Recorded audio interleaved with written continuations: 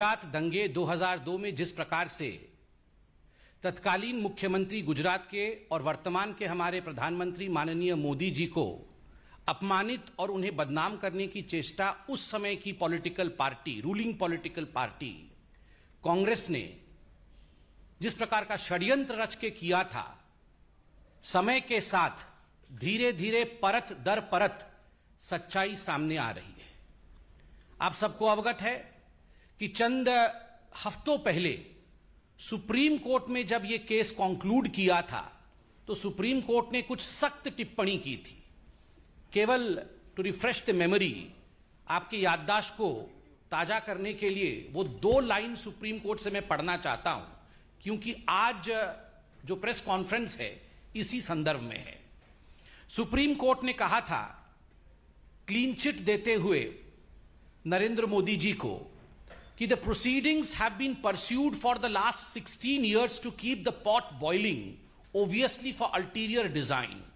All those involved in such abuse of process need to be in the dock and proceeded with in accordance with the law.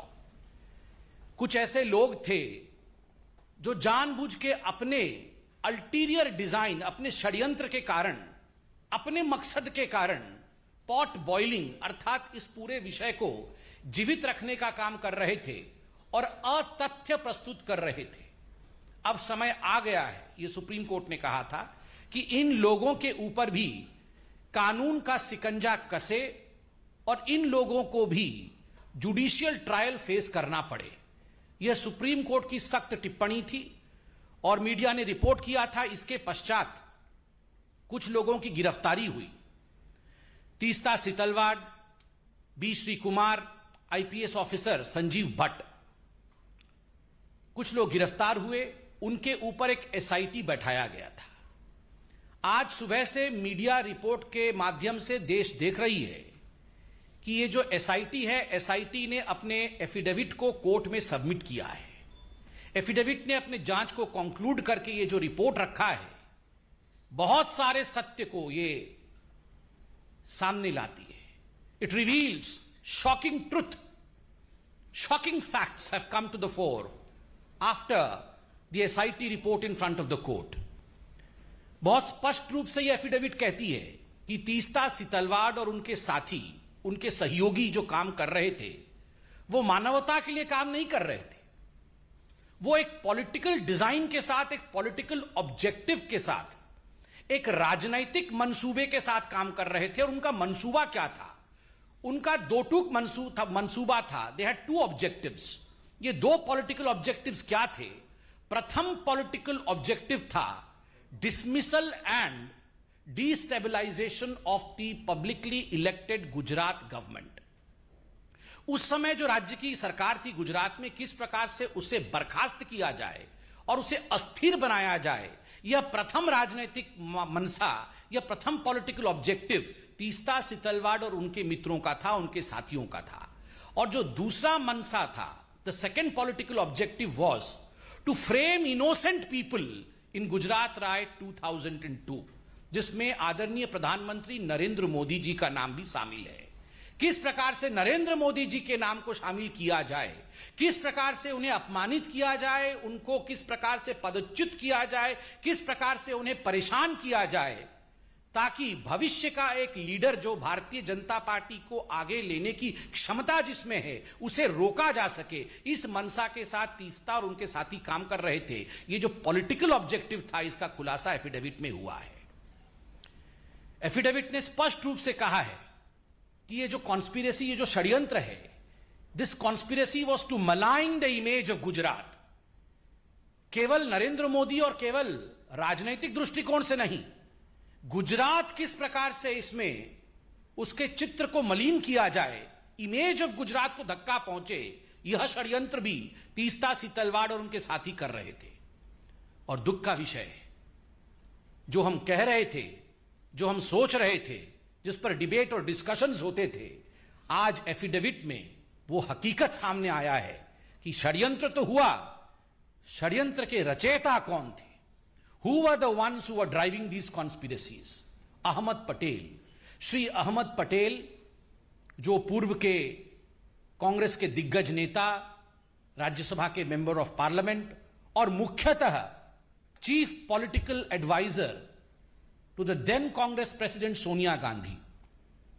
मैं आज इस मंच से अहमद पटेल जी की शांति की कामना करता हूं। वो आज हमारे बीच में नहीं है और भारतीय जनता पार्टी संवेदनशीलता में विश्वास रखती है। अहमद पटेल तो मात्र एक नाम है, he is just a name. The driving force behind Ahmed Patel was his boss Sonia Gandhi. Ahmed Patel तो मात्र एक नाम है, काम तो सोनिया जी का था। नाम अहमद पटेल, काम सोनिया जी, इसलिए अपने मुख्य राजनीतिक सचेतक, अपने मुख्य पॉलिटिकल एडवाइजर अहमद पटेल के माध्यम से सोनिया जी ने गुजरात के छवि को धूमिल करने की चेष्टा की। अहमद पटेल जी के माध्यम से सोनिया जी ने नरेंद्र मोदी जी को घेरने की चेष्टा की, उन्हें अपमानित और उन्हें किस प्रकार से निष्कासित किया जाए इसकी चेष्टा की। और यह पूरे षड्यंत्र की रचयिता सोनिया गांधी है। और आगे बड़े स्पष्ट शब्दों में यह एफिडेविट कहती है, मीडिया से हमने एफिडेविट डाउनलोड किया है क्योंकि मीडिया एफिडेविट चला रही है।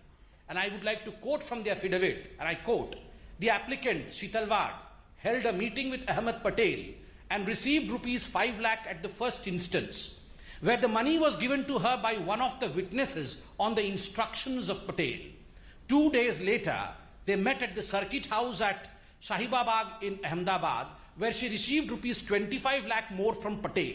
This amount was not for relief work, as relief activity was carried out by Gujarat Relief Committee. There were many other political leaders in the meeting. पैसे दिए गए और जो पहला किस्त गया है वो पहला किस्त 5 + 25 अर्थात 30 लाख का पहला किस्त सोनिया गांधी जी ने तीस्ता सीतलवाड़ को दिया।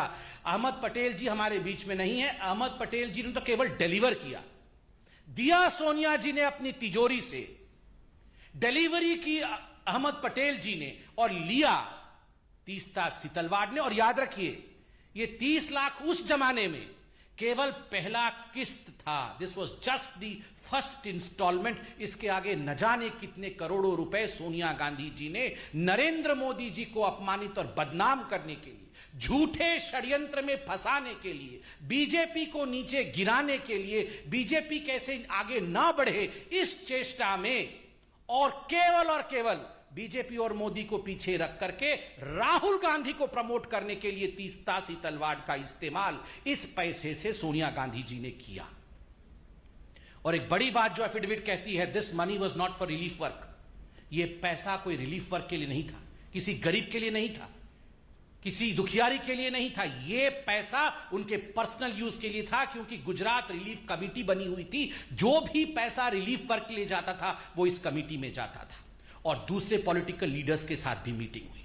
सबसे बड़ी बात है, यह एफिडेविट कहती है 4 महीने बाद पुनः एक क्लैंडेस्टीन, कोट अनकोट क्लैंडेस्टीन माने चोरी चोरी चुपके चुपके, चोरी चोरी चुपके चुपके रात के अंधेरे में ये सारे षड्यंत्रकारी, कौन? तीस्ता सीतलवाड़, संजीव भट्ट, श्री कुमार, ये कहां मिले? ये अहमद पटेल जी के घर में मिलते हैं और उसके बाद कांग्रेस के बड़े बड़े दिग्गज नेताओं के साथ मिलते हैं। What was the purpose? The only purpose was to destabilize and dismiss the Gujarat government and to defame the then CM of Gujarat, Narendra Modi ji. एक ही मकसद था, उसको लेकर इनकी मीटिंग होती है। आज जो रिपोर्ट आए हैं वो दिल को दहला देते हैं कि ये सब जो षड्यंत्र कर रही थी, जो मैलिशियस काम कर रही थी तीस्ता सीतलवाड़, इससे प्रसन्न होकर, अति प्रसन्न होकर सोनिया जी ने पद्मश्री दिया 2007 में तीस्ता सीतलवाड़ को। केवल पैसे नहीं, पद्मश्री भी दिया गया। और यह पद्मश्री देने का काम तो अहमद पटेल जी नहीं, ये तो सोनिया गांधी जी खुद कर रही थी, चयन तो वही करती थी। और याद रखिए, ये तीस्ता सीतलवाड़ सोनिया गांधी जी के किचन कैबिनेट अर्थात NAC, नेशनल एडवाइजरी काउंसिल की मेंबर थी। Teesta Setalvad was one of the coveted members, a revered member of the National Advisory Committee of Sonia Gandhi, which was a non-constitutional body, and she worked according to the advices of Teesta Setalvad. बंधुगण, आज अखबारों में यह भी छपा है कि तीस्ता सितलवाड़ राज्यसभा की सीट चाहती थी, राज्यसभा का नॉमिनेशन चाहती थी। ये तो हम सरकार में आ गए, वरना आज तीस्ता सितलवाड़ हो सकता है गृह मंत्री होती, हो सकता है आज एक बहुत बड़े पद पे होती। किस प्रकार से ये सरकार पहले चल रही थी, और अंत में ये एफिडेविट कहती है miss appropriation of funds for personal use. Personal use के लिए मिस अप्रोप्रिएट किया फंड, और ये जो फंड मिस अप्रोप्रिएट किया, इसका एक एफआईआर हुआ था, फिरोज खान पठान ने किया था गुलबर्ग सोसाइटी के। गुलबर्ग सोसाइटी के खुद फिरोज खान पठान ने किया था कि पैसा तो हमारे नाम पे इकट्ठा किया, म्यूजियम बनाएंगे ऐसा कहा, किंतु ये सारे पैसे आपने खर्च किए अपने ऊपर। और मैं आज एक मोटा सा दस्तावेज लेके आया हूं। ये जो दस्तावेज है, ये बीजेपी का दस्तावेज नहीं, ये हाई कोर्ट ऑफ गुजरात का जजमेंट है। आप सोचिए जरा, सुनिए जरा, मैं पढ़ता हूं। द डाटा रिसीव्ड, मैं आपको एक एक करके पढ़ के सुनाता हूं कोर्ट के ऑब्जर्वेशन क्या था। Money which was meant for the poor and the needy have been misappropriated by the applicants for their own materialistic pleasure and comfort. Huge amount has been used for the purchase of items like wine, shoes, holiday resorts, air tickets etcetera. Wine और shoes, holiday resorts, ये है तीस्ता सितलवाड़ की हकीकत। Wine and shoes, resorts, गरीबों के पैसे के ऊपर इस प्रकार का जुल्म। और सुनिए कोर्ट क्या कहती है। The statement of the 13 witnesses recorded till date clearly indicate that not a single rupee is received by them means जिन्होंने केस किया है, by them towards financial aid or rehabilitation or construction of museum. Investigation has revealed that it is only after the publication of interviews, photographs, articles relating to the Gujarat riots, and more particularly after the massive campaign in 2008 onwards for collecting funds for establishment of the Museum of Resistance for the Gulbarg Society, that the funds started flowing into the two NGOs in crores, 44% of which in Sabrang Trust and 35% to the CJP have been transferred into personal accounts. Crores were transferred into personal accounts, a court कहती है. Having gone through the material on record, I have noticed, I means the judge, I have noticed something very shocking and at the same time extremely sad. मैं बहुत दुखी हूं, जज कह रहे हैं.